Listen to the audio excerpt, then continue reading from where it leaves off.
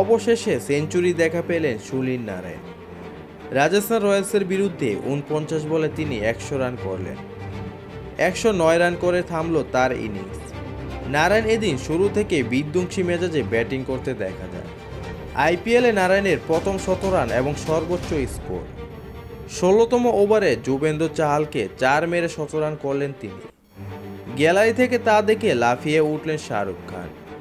নারায়ণের উদ্দেশ্য flying kiss ছুড়ে দিলেন শাহরুখ খান।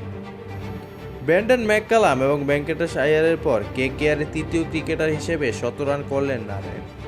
সেঞ্চুরি হাত ধরে অরেঞ্জ ক্যাপে দৌড়ে তিনি তৃতীয় স্থানে জায়গা করে নিলেন। টি-20 ক্যারিয়ারে ৫০৪তম ম্যাচে এসে প্রথম সেঞ্চুরি দেখা পেয়েছেন এই অলরাউন্ডার।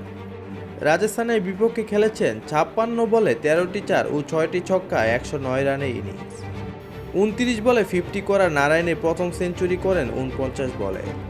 চলতি মৌসুমে ব্যাট হাতে কলকাতার ব্যাটিংকে বদলে দিয়েছেন এই ক্যারিবিয়ান অলরাউন্ডার।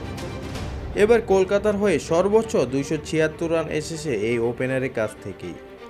নারায়ণ এদিন ব্যাটিং করেছেন ১৮৭.৭৫ স্ট্রাইক রেটে।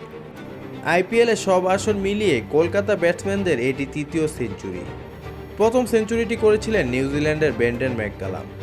২০০৮ সালে ১৮ এপ্রিল আইপিএলের প্রথম ম্যাচে খেলেছিলেন ১৫৮ রানের ঐতিহাসিক ইনিংস। কলকাতার হয়ে দ্বিতীয় সেঞ্চুরিটি করেছিলেন ভেঙ্কটেশ আয়ার। তিনি সেঞ্চুরিটি করেছিলেন গত বছর ১৬ এপ্রিল। আইপিএলে নারায়ণ এখন একমাত্র ক্রিকেটার যার ৫ উইকেট এবং সেঞ্চুরি আছে।